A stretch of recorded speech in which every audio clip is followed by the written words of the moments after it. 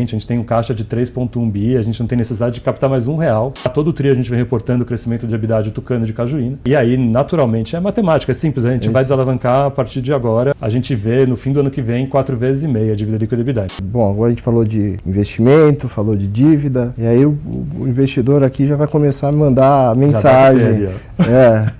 Cadê o dividendo?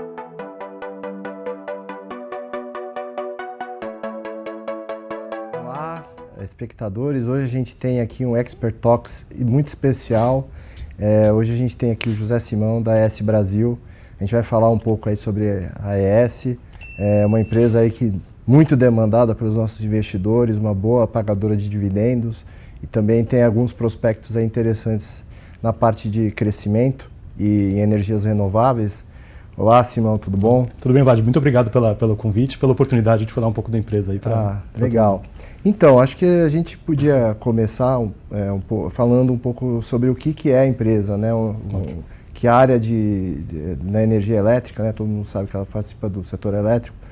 O que ele faz exatamente, né? E puder falar um pouco. Acho que sim, é bacana. A gente tem alguns poucos slides só para dar ficar mais visual o panorama da empresa. A gente é uma geradora, então, uma empresa 100% renovável, uma geração hídrica, eólica e solar. A gente tem as três fontes renováveis no nosso portfólio. Nesse slide a gente mostra dois gráficos de pizza ali. O primeiro, 5,2 GB, que é um número importantíssimo. Isso é o tamanho do nosso portfólio atual. Tá? Uma empresa que está entre as maiores geradoras renováveis do país. Desses 5,2, mais ou menos metade é hídrica, tá? Que a empresa nasceu hídrica e cresceu adicionando fontes solares e eólicas. E hoje a gente já tem metade hídrica e metade solar e eólica. Tá? E o nosso pipeline, que é o perspectiva futura, novos projetos que a gente tem a desenvolver, soma 4 GB, também é um tamanho bastante importante, dos quais 60% são eólica e 40% são solares. Tá? Então, a gente vai falar um pouco de estratégia, mas nosso negócio é muito criar uma plataforma renovável no Brasil, crescer adicionando fontes eólica e solar. Tá? A gente tem hoje uma coisa que a gente se orgulha bastante é o perfil ESG da companhia. A gente é novo mercado. Somos a única empresa do setor elétrico na América Latina toda a termos o AAA do MSCI, que é um rating super importante do ponto de vista de práticas ESG como um todo, pelo terceiro ano consecutivo. Então, a gente acabou de anunciar no Código de Resultados, pela terceira vez que a gente ganha esse carimbo, e a gente se orgulha bastante disso. Né? No próximo slide, a gente mostra um pouquinho do que a gente fez ao longo do tempo. Né? Acho que é importante mencionar, a empresa nasceu hídrica, tá? Ela nasceu em 99, se não me engano, ano que vem a gente faz 25 anos aqui. A ES faz 25 anos no Brasil. E a gente nasce, então, com 2,7 GB de capacidade instalada puramente hídrica, tá? E fica até 2016 com esse portfólio. De 2017 para frente, a gente teve uma estratégia de começar a crescer com outras fontes para diversificar o risco do portfólio. Pensem que as fontes renováveis são muito complementares entre si. Então, a chuva e o vento são muito, né? Quando chove, não venta e vice-versa. E a solar é uma jogada mais de intradia, dentro do dia, um perfil de geração que é muito focado na hora do almoço, que quando o sol está mais alto, enquanto a eólica tem mais perfil de geração para o fim do dia, para a noite. Tá? Então, horas do dia ou meses do ano, as fontes renováveis se complementam entre si, e daí nossa estratégia de crescer trazendo elas, né, agrupando elas dentro do portfólio único. Então, aqui esse slide tem bastante informação, mas a gente nasce com 2,7 GB na estratégia a partir de 16. Estamos hoje com 4,5 GB, tá? A gente acabou de anunciar no último call, agora ontem, na verdade, que entrou a operação Cajuína 1, aquela última barrinha ali de 314 megas, eólico, 100% contratado, depois eu falo um pouco mais disso. Mas veja que a gente teve um crescimento de quase 2 GB, 1,8 GB entre 16 e agora, tá?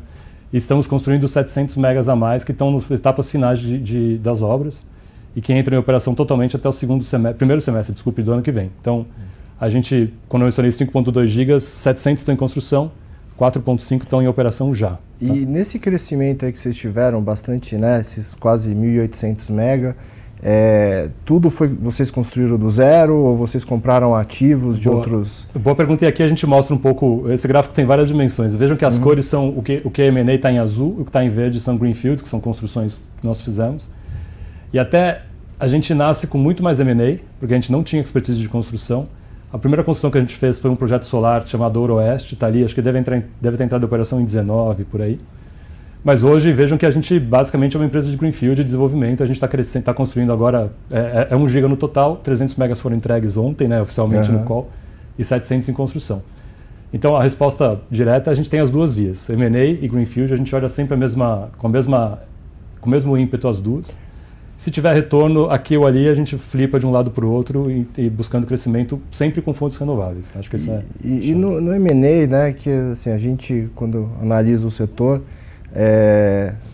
que basicamente você faz um investimento ali no começo, aí você opera aquele parque, no caso de eólica, hídrica e solar, não tem muito, né, muito segredo, né, vamos dizer assim, mas ali como é que vocês adicionam valor, né, como é que nessa história do M&A, né, porque a construção é fácil entender, né, você constrói no prazo, no preço, no melhor preço possível, financia bem, agora ali você está comprando um ativo que já está mais ou menos feito. Como é que você consegue agregar valor aí? Acho que a resposta está no final da sua pergunta. Os ativos que nós compramos não são ativos perfeitos. Todos eles têm algum problema operacional, alguma dificuldade ou desafio operacional.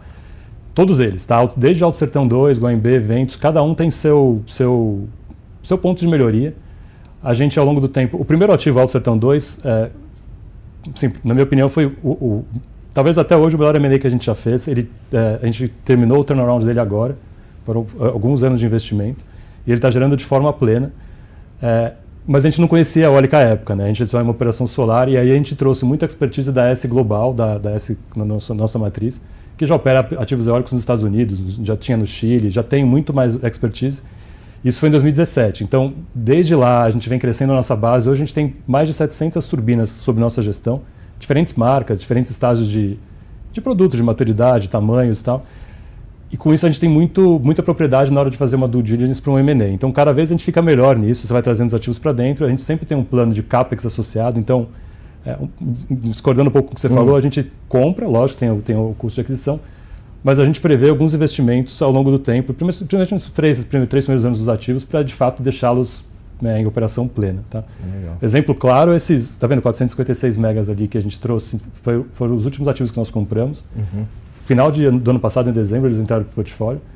E tem muita coisa para fazer. Assim, tem Araripe, Caetés e Cassino, são ativos distintos entre si, cada um com a sua dificuldade que a gente identificou na due diligence, e vem implementando o plano de CAPEX desde então. A gente faz questão de todo o call de resultados mostrar como a disponibilidade dos ativos evoluiu de um trimestre para o outro, porque o valor do M&A é isso, você traz um ativo que tem algum assunto para ser tratado, a gente sabe fazer, a gente tem uma expertise.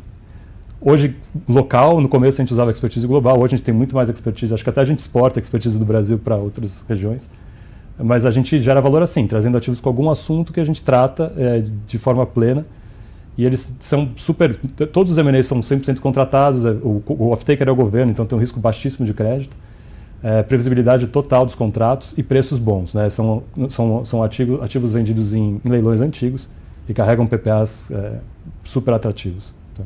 Muito bom. E a gente acabou falando de AS Corp, né? Quem é a AS Corp? Boa pergunta. Essa a gente recebe bastante. O nosso controlador tem 47% da companhia, tá? O restante está sendo tradeado em bolsa. A AS Corp é uma das maiores empresas de geração mundial. Ela é baseada nos Estados Unidos, em Arlington. Tem 32 gigas em operação atual, tá? Em diferentes fontes. Tem eólica, tem solar, tem gás, tem todo tipo de fonte de geração possível. Eles têm 2 operações de distribuição, se eu não me engano, mas o foco deles de fato é geração. São 32 gigas em operação, 5.5 gigas em construção, então nos dá sempre bastante força para negociar com fornecedores, porque você está falando de escala global mesmo. Né?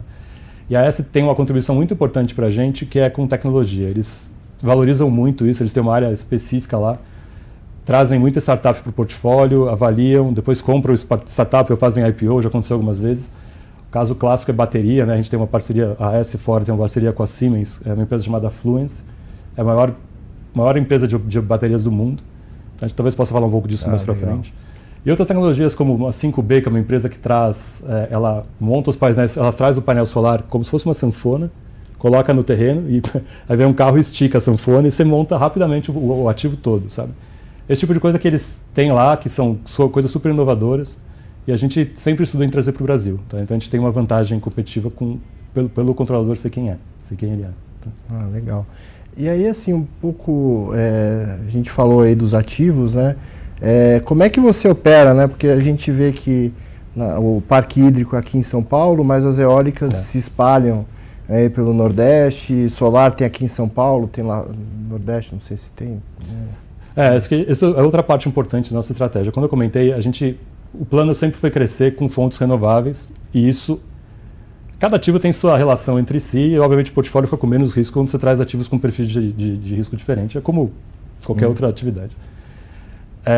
A gente tem, aqui nesse slide aparece, você pode colocar por favor, aparece a distribuição geográfica dos ativos e a natureza, né, se é eólico, solar ou hídrico. Como você falou, a gente nasceu em São Paulo com as hídricas aqui e foi expandindo. A geração eólica é no Nordeste, assim, não tem, é um dos lugares com o melhor vento do mundo, tanto em termos de velocidade quanto de constância, então não dá para escapar. A gente tem uma operação menor eólica no Sul, mas isso tem se provado muitíssimo valioso. Por exemplo, cenário de El Niño ou Laninha. A gente vê que a geografia dos ativos eólicos também nos deixa mais robustos em termos de geração. Alto Sertão 2 é o ativo que está mais para baixo da Bahia, mais próximo do Sudeste. Ele não sofreu com Laninha e está bem estável no El Niño. Os parques de cima, eles sofreram mais, tinham velocidades menores ano passado. Esse tri não, mas assim, a gente vinha observando velocidades maiores, consequência do El Niño. Então, a disposição geográfica das fontes, além da natureza delas, também faz parte da nossa estratégia de diversificação. Né? E a operação, você perguntou, é toda feita de forma centralizada lá em Bauru, em São Paulo, que é onde ficam, é meio que o hub das hídricas e nasceu ali um negócio e continua dali. Então, de lá o nosso técnico consegue ver as turbinas em Mandacaru, que está lá no Ceará, por exemplo, ou de Cassino, no Rio Grande do Sul. Opera de forma remota e uma coisa que a gente viu que dá muito valor é que ele consegue comparar os KPIs dos diferentes parques e entender o que está funcionando num parque e no outro. E isso gera melhorias, a partir das melhores práticas que você consegue acompanhar em tempo real ali.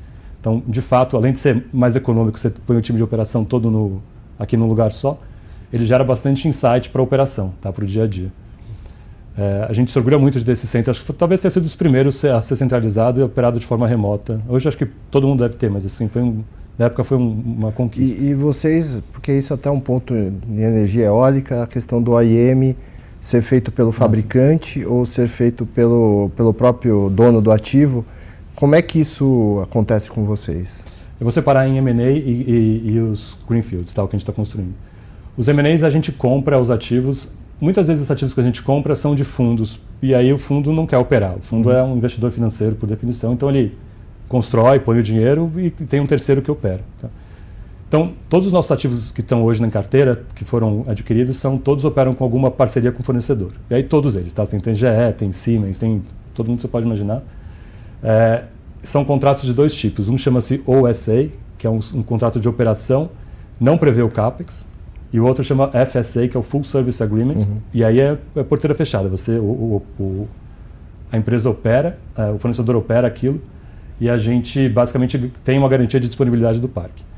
O que a gente fez desde Alto Sertão 2 obviamente é o que a gente faz, nós somos operadores de ativo, então a gente nunca deixa o ativo na mão do fornecedor e simplesmente a gente está muito próximo, por isso a linha de operação tem tanto valor.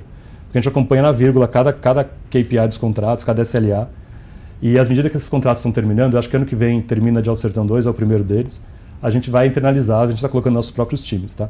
A gente já tem uma rede de fornecedores local em todos os ativos, a gente conhece fornecedor, então a gente está super apto para operar eles. E a gente tem um critério, um padrão que é global da ES de certificação de operador de ativo, é o que a gente faz. Então, gera uma margem incremental para a gente, inclusive, sermos os operadores. Então, hoje nós não somos os ativos comprados, eles são ainda operados por terceiros, porque vieram com contratos assinados e os contratos agora estão terminando a partir do ano que vem e a gente vai entrar gradativamente em todos os ativos. Tá? Ou seja, tem uma margem aí de melhoria na medida que esse pessoal sai, imagino, tanto do ponto de vista de melhor disponibilidade como de menores custos. Tem. Disponibilidade, acho que a gente tem feito bastante, mesmo operando com terceiro, porque tem coisas que nós mesmos internalizamos, independe do contrato já ter. Mas acho que é muito mais custo, tá? Passa a ter a margem que hoje vai para o fornecedor, basicamente fica conosco, a partir do momento que a gente internaliza.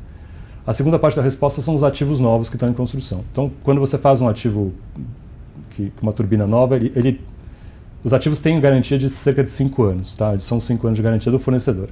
Por isso a gente mantém o fornecedor como operador por esses primeiros 5 anos. Você casa a garantia com quem vai estar de fato lá no dia a dia operando. Como todos os ativos, a gente vai ficar em cima deles na vírgula, acompanhando dia a dia, hora a hora, a operação de forma centralizada. Mas é interessante para a gente deixar os primeiros 5 anos com o contrato com o fornecedor, depois a gente avalia se continua ou não, provavelmente a gente vai internalizar. Tá? Isso é sempre assim, a gente vê como uma boa prática. Os primeiros anos, eventualmente, ocorrerão mais falhas das máquinas que estão acabando de entrar em operação, então é bom ter a garantia e o fornecedor com o contrato de full service, que é aí que ele garante a disponibilidade, normalmente é 96%, 97% do tempo. Tá? Ótimo. Excelente. Aí eu acho que um outro ponto aqui é a gente entender como é que vocês contratam a energia, né? Porque você falou que tem alguns parques que têm contratos de longo prazo que é meio que com as distribuidoras, né? Sim. E outros têm no ambiente livre, outros estão descontratados. Se você pudesse abrir um pouquinho... Isso acho que é talvez a principal pergunta. É o que onde gera mais valor, de fato, a gente opera, mas a gente opera para poder vender energia. No fim do dia, o que faz a gente ter um fluxo de caixa robusto como é a estratégia de comercialização de energia. Tá? E aí, de novo, a gente diversificou. Tá? A gente tem um slide interessante que, se puderem colocar, mostra um pouquinho do que a gente tem de perfil de contratação no tempo. Mas, basicamente, a gente usa as usinas hídricas, que são ativos 100% depreciados, para contratos curtos, tá? Contratos de 3 a 5 anos, e vende energia convencional, não vende energia incentivada pela natureza da fonte. Os ativos novos, todos, ou estão no regulado, como a gente comentou agora, o off-taker são as distribuidoras, e as expansões que nós estamos fazendo via Greenfield, construções nossas, são contratos fechados no mercado livre já, para grandes consumidores, e aí são contratos de longuíssimo prazo. A média dá 17 anos de contrato, e tudo que a gente tem, isso é importante, é ajustado por inflação, tá? Por IPCA. Praticamente em janeiro, todos os contratos têm um reajuste de inflação, tanto no regulado quanto no livre. A gente, nesse gráfico do meio, a gente vê que mais ou menos 30% da nossa receita está no mercado regulado, são os M&As, e 70% está no mercado livre, que aí é ou da hídrica ou nas expansões que nós estamos construindo agora. Nossos clientes são Microsoft, são Anglo American, Unipar, são grandes nomes com rating super bom. A gente acompanha isso de perto, por isso tem aquela pizzinha de rating ali ao lado, mas acho que talvez muito detalhe. Mas um ponto que eu gostaria de destacar aqui para a gente é fundamental, ainda mais no ambiente de preços mais baixos, né, que é o que a gente está vivendo hoje, é esse gráfico de barras aqui que mostra quanto a gente está contratado do portfólio pelos próximos 5 anos. Então vejam que a gente tem em cima aqui, os percentuais, é quanto de energia, quanto do portfólio está vendido para cada um dos anos. Tá? No nosso negócio da hídrica, principalmente, é natural que para os anos futuros, como os contratos são curtos, a contratação do portfólio é menor. E, sinceramente, sempre foi nossa estratégia. Tá? A gente sabe que 2 anos antes da entrega, existe uma margem maior no preço, porque o cliente está precisando de energia, então a gente acaba conseguindo margens maiores. Então, naturalmente, nosso shape de contratação ele decresce para os anos futuros. Mas vejam que, mesmo assim, a gente agora com um portfólio solar e eólico 100% contratado, a gente chega a totalmente vendidos em 23 e 24, né, 96% e 100%. 25 também, a gente está com 96% da energia total vendida. E aí 90%, 89% em 26% e 80% em 27%. Então, isso, para uma empresa que está majoritariamente no mercado livre, você está com um portfólio desse totalmente contratado, e o preço médio do portfólio é de R$190 hoje. Tá? Isso tudo inflacionado, como eu comentei. Então, a gente está numa situação muito confortável. Né? A gente está vendo o preço agora, acho que outro dia eu estava vendo a Decide a 120 em 28, convencional, R$30 mais, R$150 incentivado. A gente está com um portfólio que não precisa desses preços. A gente está contratado a 190. Assim, 27 para frente, a gente imagina, nossa tese é que o preço começa a voltar. E à medida que vai voltar, a gente vai fechando esses 20% que faltam de 27, começa a trabalhar 28, que está bem mais descontratado, e naturalmente vai fechando esse gap. Tá? E você entende aí você falou no finalzinho sobre a partir de 27 o mercado ir para um comportamento mais, né, vamos dizer, não vou dizer racional, mas mais equilibrado, né? Porque hoje a gente está com um preço que não remunera nenhum investimento novo, né? O que você pode falar, assim, o que vai fazer esse equilíbrio de mercado? Porque a gente ainda vê alguns estímulos para essas energias renováveis, autoprodução, isso ainda continua de um lado, do outro lado também a gente vê uma economia que não cresce muito, né? Então, Sim. Como é que você acredita que isso aí esse equilíbrio vai chegar em 27? Tem uma linha que tem uma sobreoferta de energia justamente pela corrida que todos os empreendedores fizeram para ter os ativos com outorga e não perder o desconto do fio, que é um ponto importante para as renováveis novas. Na nossa visão, essa sobreoferta acaba entre 27 e 28, então isso deve cessar. E o preço deve convergir para incentivado a 180, convencional a 150, que são números de quem cobre o mercado sabe que são sempre acaba convergindo por aí. Por quê, Vlad? A gente não consegue vender um PPA a R$150, assim, não dá a TIR que precisa, não remunera o acionista, isso para a gente talvez até eu como CFO, a coisa que a gente preza como maior valor é entregar o retorno para o acionista. Eu não posso fazer um contrato de R$150, não fecha a conta. Assim como a gente, todos os nossos pares têm modelos muito parecidos, métricas de retorno eu espero que são similares. Então passa a acessar um pouco a oferta e aí a demanda, de alguma forma, eles se reequilibram para o custo marginal de expansão, que é outra grande visão mais setorial que deve se convergir para lá. Tá? A gente não vai esperar até 27, 28 para continuar crescendo. A gente tem produtos, até tem um PPA da Microsoft que a gente fechou agora no primeiro trimestre, que a gente consegue entregar um preço superior ao preço da Decide, tá? O preço de referência que está sendo tradado a energia, porque a gente faz produtos que são bastante customizados para cada um dos clientes. Tá? Esse PPA da Microsoft tem uma série de particularidades que justificam o preço que descola do preço de tela. Está super bem precificado para os dois lados. É um contrato que exige uma série de cuidados, de atenção do nosso lado. A Microsoft precisa de uma energia a mais pura possível, como você pode imaginar, a gente garante isso para eles. Então, embora o mercado esteja operando para baixo hoje, a gente só vai viabilizar novos contratos à medida que a gente feche preços que fechem a TIR. Tá? O CAPEX também está para cima, a gente não viu ele caindo. O custo de funding estava ameaçando, a B estava ameaçando a fechar, agora voltou a abrir de novo, então a gente não consegue viabilizar projetos com R$150 de preço, acho que isso é claro. E à medida que a gente não faz, os outros também não fazem, o preço deve voltar a convergir para o preço que fecha o retorno financeiro da expansão. E no lado da demanda, vocês já enxergam, porque assim, a gente está num ambiente de preço baixo, já está o quê? É o segundo ano, né? Vamos dizer, desde primeiro semestre do ano passado. A gente viu alguns clientes industriais voltando a consumir. Vocês que estão aí na ponta de vender energia, como é que vocês estão vendo isso? Tem muita coisa nova chegando que talvez não esteja no radar de todo mundo. Você deve ter ouvido falar do Plano Nacional de Fertilizantes. Acho que esse é um tema que gera demanda para energia e talvez para o hidrogênio verde mais para frente. Hoje, 80% do fertilizante do brasileiro é importado e esse plano visa que 45% seja de produção local. Então, vai exigir uma nova capacidade, uma nova demanda aqui para o mercado que independe muito do PIB. Assim, o agro cresce, vai precisar de de fertilizante. Data centers, com inteligência artificial generativa, 5G, a gente está vendo muita demanda, que de novo, é um setor específico muito intensivo em eletricidade. A AES globalmente tem Microsoft, tem Amazon, tem uma série de clientes de tecnologia, então isso nos ajuda aqui para a operação brasileira.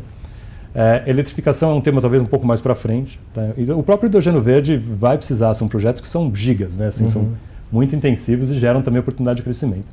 Então, tem vias que não são são mais talvez de evoluções de nichos específicos do que crescimento do PIB como um todo, que a gente, por ser uma operação 100% renovável, tem vantagem para poder atender. Muitas vezes as empresas que estão, principalmente tecnologia, têm essa meta de contratação de energia renovável e eles têm um tema que não sei se você já ouviu, mas de adicionalidade. Então ele precisa comprar uma energia de um parque novo, né? Que para a gente, viabiliza a construção. Ele não pode comprar de um ativo que já está pronto e descontratado, ele precisa que a construção seja feita para ele. Isso tem cada vez mais valor e é esse tipo de nicho que a gente atua, tá? Para descolar um pouco do oceano vermelho ali e ficar num ambiente mais saudável. E assim, a gente aqui falou, até acho que é bom que a gente falou do futuro, né? E aí um pouco da estratégia da AES nesse mundo aí que a gente está vendo de descarbonização. De um lado, a gente vendo demanda por energia, né, eletrificação e vários outros processos, inteligência artificial. Se pudesse falar um pouco aí o que a AES está fazendo para explorar, tanto do ponto de vista dos ativos, né, a gente também falar um pouco aí do varejista, né, acho que tudo isso é interessante. Dos ativos, assim, a gente está estudando bastante agora, talvez a inteligência artificial ajudando no trading, que é uma atividade, assim, muito interessante, que a gente tem muito ativo na base e pode eventualmente aumentar a nossa operação. Manutenção preventiva, tem muita utilização de inteligência artificial. São projetos que a gente está olhando no momento. Tá? Mas assim, o varejista que você perguntou, ele tem muita parte de digitalização para trás, né, do processo que o cliente acaba não vendo. porque é uma escala que não se compara com a operação que a gente tinha até agora, que é uma operação muito mais de atacado. Hoje a gente tem acho que são cerca de 200 clientes no portfólio de atacado, acho que são mais de cerca de 350 no varejo já. Tá? E o varejo tem como 75 megawatt médio, ou seja, naturalmente o varejo são tickets menores e mais volume. A gente fez um esforço muito grande desde 2019 para preparar a companhia por trás, né, para o back-office. Então, tanto o processo de contratação com a equipe de vendas que cobre o Brasil todo, né, nós somos uma operação de geração mais pontual, mas a equipe de vendas do varejo cobre toda a geografia do país.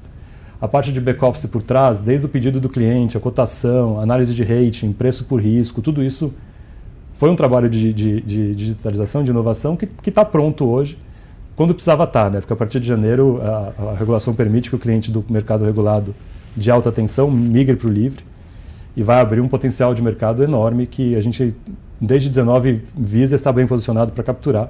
E chegamos lá, né? A gente se vê como, a gente está entre as 3 maiores operações varejistas do país. Por isso, a gente começou muito atrás, fez uma série de investimentos e está apto agora para aproveitar esse novo segmento de fato que se abre e com uma margem interessante. Tá? Então, no ambiente de preços pressionados, para baixo, desculpe, a gente tem uma margem interessante no varejista. Tá? Então, por isso a estratégia, a gente gostaria de estar bem posicionado ali.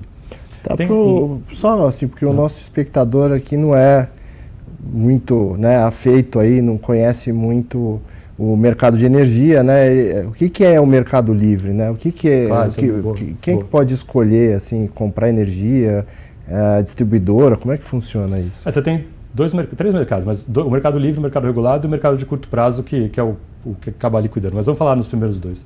O mercado regulado é o que você, indivíduos e pequenas empresas fazem parte. A gente não tem opção de comprar energia a não ser da fornecedora que nos atende.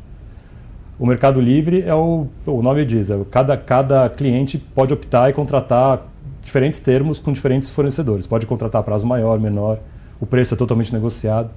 No regulado, o preço é imposto e a tarifa da distribuidora. Tá?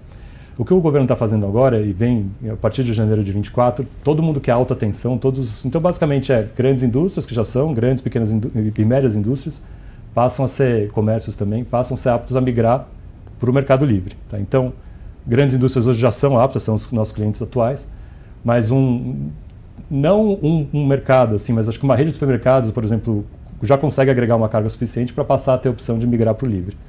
E aí o que ele vai fazer? Ele tem a opção de procurar cotar energia com diferentes fornecedores, nós entre eles, e vai optar por o que for mais barato, com prazo que ele achar que faz mais sentido. Tem serviços que a gente agrega, que também faz um pouco de diferencial. E aí a expectativa é que em 26, isso não está 24 está aprovado, mas 26 e 28 ainda há a discussão da regulação permitir que em 26 todos os consumidores, todos os não residenciais, mas todo o resto do público migre para o livre. E em 28 todos, eu, você, qualquer clientes individuais, inclusive, passariam a ter a opção de migrar para o fornecedor que ele achar que faz sentido. Tá?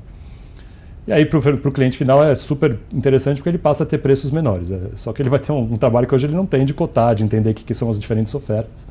Mas muitos mercados do mundo já são assim e dá super certo. E como é que vocês se preparam para isso, né? Porque você vai dar, de uma certa forma, você está dando crédito, né? Uma coisa é você dar crédito para uma empresa que fatura milhões, outra coisa para uma conta de, sei lá, 30, 40, 50 mil reais. Essa foi a última coisa que a gente desenvolveu agora dentro das etapas para nos deixar pronto para a abertura do mercado, agora em janeiro 24. Essa foi a última perna. No cliente grande, o atacado, ele normalmente deposita a garantia, a gente fica com 3 meses de conta, por exemplo, como garantia. Uhum. Mas um cliente menor não quer esse tipo de obrigação. Então, o que a gente fez? A gente desenvolveu um produto que basicamente vê quanto a mais eu deveria cobrar de cada cliente, mas é pouco, tá? Um valor que a gente coloca em cima do preço de energia, para de fato adequar aquele preço para o cliente, dado que existe uma probabilidade de um default. Então, com isso a gente prepara já a companhia para uma probabilidade de algum dos clientes que estão contratando, alguém não vai pagar, mas a gente está respaldado porque a gente cobrou um pouquinho a mais de riscos semelhantes. Tá? Então, é uma dinâmica muito diferente. A gente não tem como estratégia atuar no cliente final, quando abrir o cliente de residencial, não é o nosso foco. A gente vai continuar em clientes maiores, mas o varejista acaba pegando um pouco onde a gente vai entrar. Tá? Mas é isso, a precificação passa a ser em reais, em cima do preço de energia, ao invés de pedir uma garantia, 3, 6 meses de garantia, uma fiança, algo do tipo, que é outra realidade. Né? Ótimo. E aí agora, assim, você até mencionou no começo da apresentação sobre o pipeline e vocês têm aí cerca aí de 1.000 megawatts em construção. Um pouco esse crescimento aí que a gente conversou, né? Como é que vocês estão desenvolvendo isso? O que vocês pretendem fazer? A gente terminou agora, vai terminar Tucano e Cajuína 1 e 2, que são as etapas que a gente está terminando. Tucano até o fim do ano, Cajuína 2, Cajuína 1 foi entregue ontem, Cajuína 2 praticamente até o final do ano vai estar quase pronta, vai ficar um pouquinho para o primeiro semestre do ano que vem, pouco. Tá? Então vamos falar que o primeiro semestre a gente está 100% construído. A gente tem Tucano 2, que é uma expansão natural de Tucano, e Cajuína 3, que seria a próxima expansão de Cajuína. O que é bacana desses projetos? Cajuína 3, o fator de capacidade é de 63%, assim, é um negócio difícil de encontrar, né? Ainda mais com conexão, do jeito que está, um projeto que está bastante competitivo. Tucano é por volta de 50%, mas também é um bom projeto. O CAPEX desses dois ativos a gente já fez, porque quando a gente construiu Tucano e Cajuína, a gente está construindo as máquinas mesmo, que são 70% do CAPEX, para o que está vendido, porque já tem contrato de energia assinado. Mas tem muita sinergia em você fazer a subestação para o complexo todo, linha de transmissão dentro do parque, estradas, já tem uma infra básica feita tanto para Tucano quanto para Cajuína. E a gente fechou esses contratos de CAPEX para esse pedaço, que é um pedaço menor, mas que já está feito, antes da pandemia. Então tem preços bastante competitivos, muito melhores do que se fosse fechar hoje, pela inflação e pelo tema que teve um estresse na cadeia produtiva que até hoje não foi embora. Né?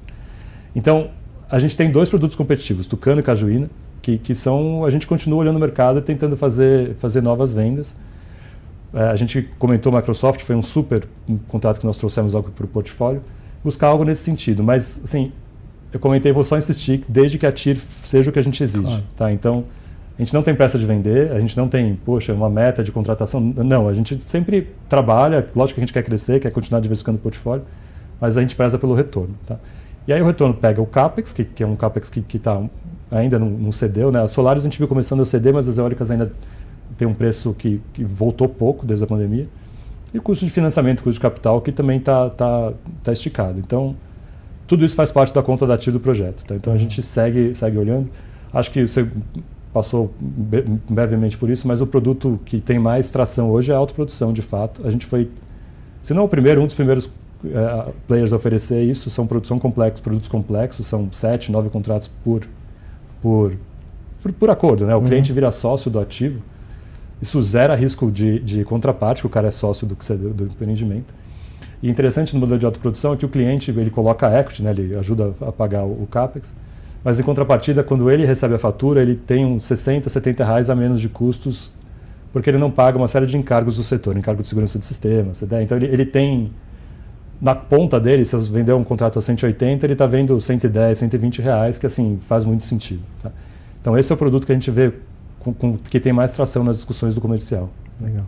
Então, hoje em dia, a gente pode dizer que o foco é essa autoprodução. Autoprodução. E aí essas outras vertentes que a gente comentou também de crescimento do mercado de energia. Do mercado do varejista é outro tema. É menor, mas é um tema que, como é um mercado que vai se abrir, o crescimento vai se dar de forma exponencial ali. Aí você falou um pouco do custo de financiamento, né? Como é que a empresa se financia para todas esses investimentos que estão sendo feitos? Também eu vi que as próprias aquisições, vocês usam empréstimos, né? Como é que hoje a empresa está endividada? Eu imagino que com a entrada em operação isso aí vai dar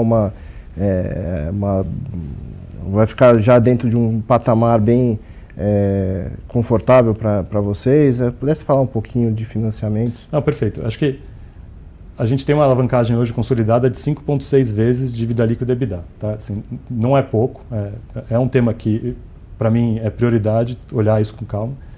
Mas o fato é que a gente está construindo agora 1 giga, acabamos de entregar os primeiros 300, mas é 1 giga em cima de 4 gigas. Né? Então, a relação de geração de caixa dos ativos operacionais versus a necessidade de CAPEX para construção é puxada, e por isso que a gente chegou nesse patamar que a gente chegou agora.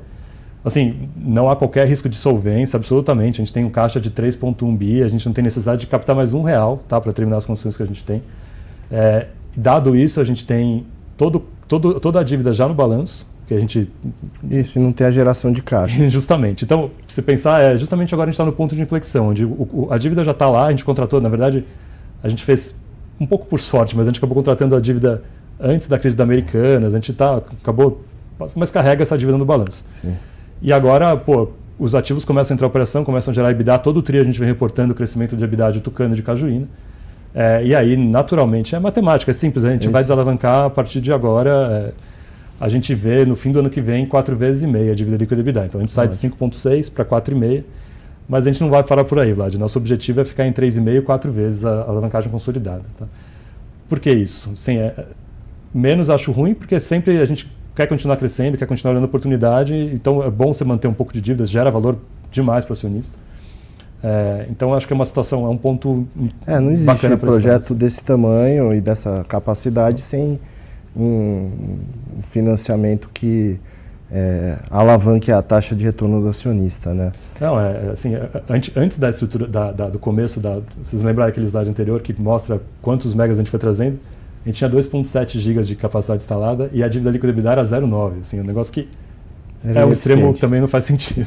Então, a gente põe o dinheiro para trabalhar e assim, agora justamente ao pico. Justamente por isso, é um esforço grande. Se a gente continuar a desenvolver Cajuína e Tucano, como eu comentei, são cerca de 300 mega, que se a gente vendesse tudo em cima de um portfólio que vai ter 5,2 gigas. Então, sabe, na margem o crescimento passa a ser menor e a alavancagem acontece mesmo crescendo. Desalavancagem, desculpa. Ótimo. E vocês, agora a gente falou de investimento, falou de dívida, e aí o investidor aqui já vai começar a mandar mensagem. Cadê o dividendo? Né? Qual a política de vocês? Boa. E pudesse falar um pouquinho você tem alguma modificação? Não, a política a gente tem publicada, se vocês olharem no site vocês vão encontrar, o que a gente tem lá de política é pagamento entre 50% e 100% do lucro líquido ajustado. Agora, na situação atual, com uma alavancagem de 5,6 vezes, a Selic começou a reduzir, mas está em patamares bastante elevados ainda, a gente vê que é melhor para a companhia, para todos da companhia, manter a distribuição na parte mínima da política, manter em 50%. E aí, a partir do momento que os ativos entram em operação e a companhia desalavanca, como a gente acabou de comentar, você volta a reavaliar. Tá? A gente vai sempre operar entre 50 e 100, mas hoje por hoje, com a alavancagem ainda em 5,6 vezes, que a gente acabou de reportar, e a Selic quase 13%, a gente vai manter os 50%. Ano que vem, à medida que o projeto está gerando caixa, está em operação, as dívidas a gente está quitando, o serviço da dívida reduz também pelo custo do CDI, IPCA, a gente reavalia, mas a gente vai sempre ficar entre 50% e 100%. Ok. Tá? E aí imagino que com a expectativa desse tudo entrando em operação, a gente vai ter aí o resultado evoluindo também, né? Esperamos, todos. Não, esperamos. A gente comentou algumas vezes, acho que ano passado foi a primeira vez, a gente fez aquele AS Brasil Day, em dezembro, e a gente comentou, no final do ano passado, em 2022, a gente reportou um EBITDA de 1,2 bi. Né? Em dezembro de 2022, a gente finalizou a compra dos ativos, o último M&A que a gente fez, que são os ativos que eram de Cúbico, são os 456 megas, a última barrinha lá, penúltima do slide. E a gente agora vai terminar a Tucano e Cajuína, que são 1 giga de ativos eólicos totalmente contratados, isso é importante. Então, se você somar o M&A de dezembro de 2022, com 12 meses de operação de Tucano e Cajuína, a gente espera uma geração de EBITDA a mais de 850 milhões de reais. Tá? Então, isso eu insisto muito porque está 100% contratado. O M&A é vendido no regulado, então a gente é aquilo. E o Greenfield também, está tudo vendido. Então, tem um EBITDA de 850 milhões de reais contratado que vai se materializar quando as obras terminarem. Isso é dado, assim, isso não tem muita discussão. Tá?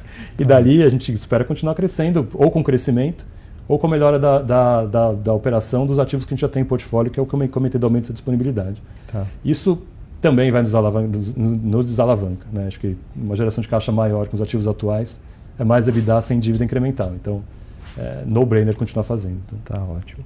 Bom, aí assim, a gente antes das perguntas, né, a gente já veio aqui que tem algumas perguntas aqui até bem interessantes. Tem um tema que assim, sempre quando fala em energia, né, fala muito a questão ambiental, ESG, né, e pudesse falar um pouco também da tecnologia, assim, o que A gente sempre gosta de trazer, ainda mais a empresa como a AES, né, que tem um controlador, que tem, você falou das baterias, né, que acho que é uma questão aí no setor elétrico, não só no Brasil, mas no mundo inteiro, que está começando a pegar tração, né? Se você pudesse falar um pouquinho disso, ia ser legal. Vou começar com baterias, a gente está bem animado. A princípio vai ter um leilão ano que vem de capacidade. A princípio também, a gente não tem como afirmar isso, mas bateria seria um produto possível de ser colocado como fonte de capacidade no leilão. Para a gente está achando que vai ser uma super possibilidade. A AES, como eu comentei globalmente, é líder mundial via essa parceria com a Siemens, né, que chama Fluence. E a gente tem já operações no Havaí, no Chile, então a gente sabe utilizar globalmente, sabe usar bateria. Talvez seja um paralelo ao Alto Sertão 2, o primeiro ativo eólico que a gente trouxe para o Brasil. A gente sabe fazer, a gente tem tecnologia, a gente tem a propriedade intelectual do software que é chave, né? Na bateria em si é commodity, mas o como gerenciar ela ao longo do tempo é aí que está o diferencial. Então, poxa, pode ser que seja uma oportunidade de um novo produto que se viabilize com esse leilão que está para vir aí de capacidade em 2024. Nada certo, a gente também não tem mais informação do que isso, mas a gente está olhando de perto porque para a gente tem um diferencial competitivo de know-how da tecnologia. Então, acho que isso é importante. As tecnologias dos ativos que nós estamos construindo hoje são bem interessantes. Tucano, a turbina é um aerogerador de 6.2 megas, acho que talvez onshore é o maior que exista, é uma tecnologia que vem offshore para onshore. E Cajuína são 5.7 megas, tá, também de capacidade instalada por ativo. Só a comparação, o Alto Sertão 2, que é aquele que foi o primeiro que a gente adquiriu, cada turbina gera 1.7 megas, então outra referência. Aliás, até por curiosidade aí dos nossos espectadores, talvez, assim, qual é o tamanho, né? Quem viu um parque antigo e vê um parque novo, a mudança de tamanho é surreal. Eu não sei, as máquinas de Alto Sertão 2 eu não sei o tamanho, mas essas que a gente está construindo agora tem 115 metros, 120 metros de altura, a parte principal, e cada pá lá tem 84 metros de comprimento. Então, quando você transporta, elas são fabricadas em Pecém, lá pela Aeres, e vão, por exemplo, para o Rio Grande do Norte. A logística para transportar cada pá é um negócio assim, que a Polícia Federal de cada estado para, assim, é uma coisa que é muito, muito grande. Ótimo. Por isso que são máquinas que geram tanta energia de forma, né, cada uma tem tanta potência assim. E cada vez mais, você falou o fator de capacidade aí de 63 lá. É inacreditável. Assim, eu lembro que quando eu comecei no setor era 30, 35 eram os melhores parques aqui no Brasil. Aí foi para esses 40, 50, agora a gente tem esses parques. E mesmo, independente da tecnologia, nos Estados Unidos, né, onde a gente tem outras operações, é 30 e poucos por cento, é outra referência, é muito distante. Por isso que o Brasil, o controlador vê com tantos bons olhos o Brasil. Assim, é um mercado muito grande, muito potencial de crescimento. Tem grandes clientes globais que estão aqui no Brasil, que valorizam o nome da AES globalmente, como a Microsoft, eu vou insistir que foi um contrato mais recente. Capacidade de crescimento incrível. Então, é 100% renovável, eu vejo, a regulação é uma regulação estável, né, que, puxa, é um país que para a AES é um dos poucos países que eles acreditam como crescimento no portfólio global deles. Você fala 25 anos, né, agora, ano que vem são 25 Olha anos. Aí. Muito bom. E aí, um pouco do ESG, né? Sim, acabei não falando, né? Sim, para a gente é um tema, eu não vou falar que é o DNA, porque isso é super, super clichê, mas é o que a gente é uma operação 100% renovável. Então, a parte do sustentabilidade, do E, naturalmente a gente tem. Onde a gente tem gasto mais, a gente gastou bastante tempo, bastante esforço no G, na governança, então a gente fez a migração para o novo mercado, que não tem nada melhor para ser no país. A gente tem no nosso conselho 5 membros independentes dos 11, tá? Então é outra métrica positiva. Então acho que do ponto de vista de governança não tem muito mais o que fazer. E agora o tema tem sido social. Esses, como eu comentei, Tucano e Cajuína são ativos. Imagina transportar, como a gente não causa impacto na comunidade local transportando uma pá de 84 metros. A operação, as usinas geram barulho, sim, tem algum impacto, querendo ou não, são operações muito grandes. Então, a gente tem gasto muito do nosso esforço pensando no ESG, menos no E, porque já é dado. Sim. O G a gente já fez o trabalho, acho que não tem muito mais o que fazer. E no S? E no S, que é o foco. Então, uma coisa que a gente anunciou no último call também, Tucano, ele é operado 100% por mulheres já, são acho que talvez entre 12 e 15 mulheres que operam o parque, então é 100% mulheres. E Cajuína, a gente acabou de terminar o treinamento, né, o curso junto com o Senai do Rio Grande do Norte, para treinar 73 mulheres, 33 vão ser contratadas para trabalhar conosco. E aí, além de contratar as mulheres, você também tem que desenvolver creche, escola, tudo para que elas tenham um respaldo para trabalhar de forma tranquila conosco. Então, a parte social é agora onde a gente tem gasto mais o nosso tempo. Tá? Isso nos ajuda não só com a comunidade, né, com a licença para poder operar lá, né, existe esse tipo de discussão, mas nos ajuda no ponto de vista de dívida, sempre nos ajuda. O Banco de Fomento vem com muito bons olhos esse tipo de preocupação que nós temos naturalmente. E nos ajuda também com o cliente. Os clientes muitas vezes, por exemplo, o BRF, ou que fecha uma parceria de 15, 20 anos conosco, quer saber com quem eles estão casando, entre aspas, né? Porque ele não pode fazer uma parceria de 15, 20 anos com um fornecedor que não tem uma reputação e um esforço muito grande junto à comunidade. Então, vira receita, vira margem, vira spread. Bom, então até passar aqui um pouco pelas perguntas, né? Olha, ele tem uma pergunta aqui de El Ninho, né? Acho que você até comentou. Sim. Puxa, a visão foi mudando ao longo do tempo. Tá? Assim, o que não se discute é que está mais quente. A gente está vendo hoje aqui, essa semana, temperaturas recordes. Estar mais quente no Sudeste aumenta a carga e ajuda na operação hídrica. Tá? Na verdade, reduz o GSF e a gente acaba operando mais na hídrica. A gente não constatou, como esperava, ventos mais fortes no Nordeste. Isso varia, vocês viram que a gente tem ativos espalhados na costa, mas a gente, na comparação do trimestre, o vento desse TRI veio quase muito parecido, 2% menor do que no trimestre passado. Então, não foi um vento forte como se esperava, do El Niño típico, né, que é seca no Sudeste e não chove no Nordeste, por isso venta, mas acabou não acontecendo. A gente viu uma seca gritante no Norte, que é o que fez os preços descolarem há pouco tempo atrás aí do piso, pela primeira vez em 12 meses. E no Sul chovendo muito, né? Também é isso. Para a gente, a carga maior é positiva para a hídrica. O vento eu não posso falar que teve. Tá? Ele veio em linha ou parecido com do trimestre passado, por exemplo, do ano passado. Desculpa. Legal. Aqui o nos Daniel... nossos ativos, tá, Vlad? Eu não sei se tem outro. Sim. O Daniel Braga perguntou aqui sobre hidrogênio verde, como funciona a venda e se consegue comercializar crédito de carbono com esse projeto. Esse é uma super oportunidade para o país como um todo e a gente também se insere nisso. Tá? A gente tem um acordo com o Porto de Pecém. E por que o Porto de Pecém é tão bom? Ele fica no Nordeste, obviamente, então tem recursos naturais super interessantes, super bons. E ele fica próximo da Europa. Tá? O porto, acho que é talvez o ponto de menor distância entre Brasil e Roterdã, que é o porto que vai comprar o hidrogênio assim que tiver o leilão lá, acho que é do governo da Alemanha que vai ser o primeiro. O que é bacana? O Brasil é renovável, majoritariamente renovável, e o preço aqui de energia é muito barato. Né? A gente está falando, sei lá, 40, 35, 40 dólares. Você vai para os Estados Unidos é 60, 70 dólares. Assim, existe uma arbitragem de preço. O hidrogênio verde permite a gente, quem for operar, trabalhar essa arbitragem, porque ele acaba importando energia brasileira via hidrogênio verde e usa na Europa, por exemplo. Nos Estados Unidos é mais difícil porque eles têm lá os subsídios locais, mas o hidrogênio verde é uma forma de exportar energia e permite que essa arbitragem que existe entre o Brasil e o resto do mundo se nete. Tá? Então tem dinheiro aí. A gente tem um projeto já, como eu comentei, em desenvolvimento, mas assim, é mais para o final da década, não é nada para agora. E funciona da seguinte forma, o hidrogênio verde tem cores diferentes, né? Mas o hidrogênio verde é aquele que é 100% gerado de fonte renovável, eólica ou solar, e hídrica. E ele não pode estar conectado à rede, porque se encostar na rede ele pega um pouquinho dos combustíveis fósseis. Ele é feito a partir da eletrólise da água, você gera o gás, hidrogênio, você transforma ele em amônia, porque o hidrogênio explode, isso não é uma coisa, não é tão trivial de transportar. A amônia é menos volátil, você transforma isso em amônia, coloca no navio e exporta. Aí chegando na Europa... A amônia, aliás, que é um fertilizante. Que também usa para fertilizante. Que é o tal do projeto do governo, também é um hidrogênio verde, né? Existe o hidrogênio verde, que pode ser usado para fertilizante, e existe o hidrogênio azul, que é feito com gás natural também, e captura da emissão.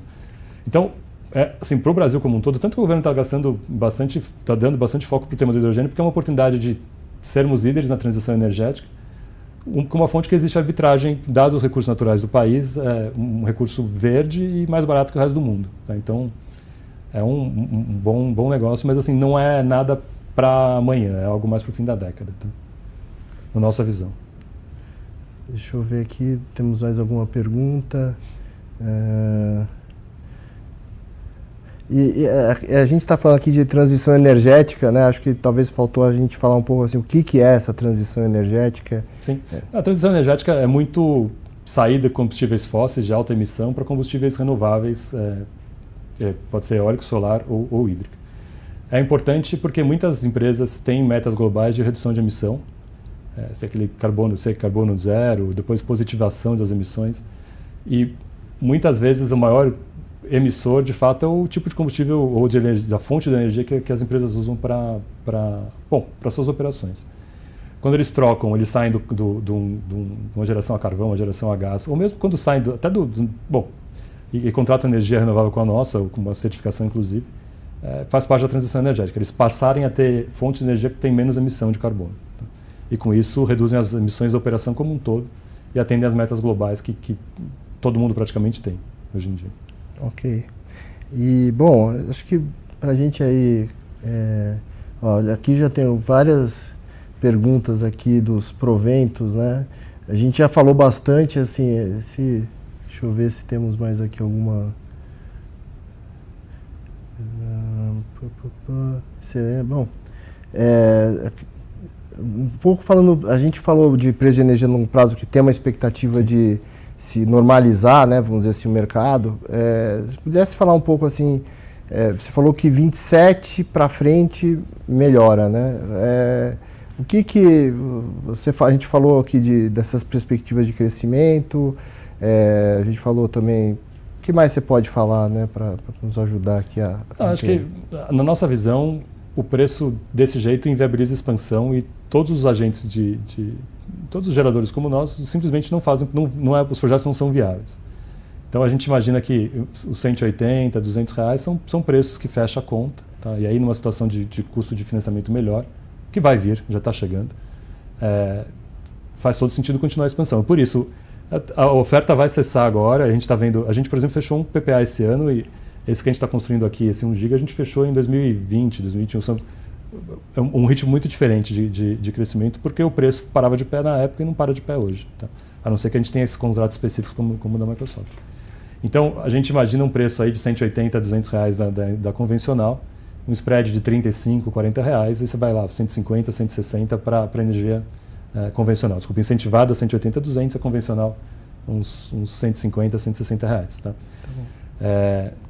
E é isso, como eu comentei, a gente está super bem contratado, a gente não tem pressa de vender, novos contratos só se fechar a TIR, se tiver retorno, e vender energia do portfólio, a gente não tem pressa, a gente está numa situação confortável, esperando o preço começa a voltar, a gente vai e faz algum movimento de venda. A gente fez alguma coisa recentemente, você viu que teve aquele spike no intraday lá, que bateu 300 e poucos reais, a gente obviamente tem uma trading e capturou um pouco disso. Tá? Então está próximo do mercado. É um mercado bem volátil, né? Eu tinha um chefe que brincava que o PLD é algo... é mais volátil que carvão, petróleo, é um negócio que é incrível. Né? Legal. Bom, acho que do nosso lado aqui, acho que foi de forma bem abrangente em todos os aspectos da empresa. Sim, as perguntas também que a gente cobriu todas. E acho que queria agradecer mais uma vez. Eu não sei se você quiser falar concluir aqui acho que é mais uma vez agradecer. Assim, para mim é um prazer falar sobre a empresa. A gente acabou de divulgar o terceiro TRI. Para a gente foi muito importante a entrada em operação de Cajuína 1, esses 314 megas. É um grande marco e acho que mostra que de fato a gente termina esse ciclo de crescimento e vai ter uma geração de caixa muito mais forte porque os ativos estão totalmente contratados e a desalavancagem vai vir aqui. Eu vejo que muitas perguntas são da alavancagem. Também é um tema que a gente observa muito de perto. Então, talvez uma fase nova que a gente abre agora a partir desse terceiro trimestre. Tá? Então, obrigado pela oportunidade de poder divulgar isso aqui para todos vocês. Nós que agradecemos. Até mais, espectador. Esperamos aí para o próximo Expert Talks.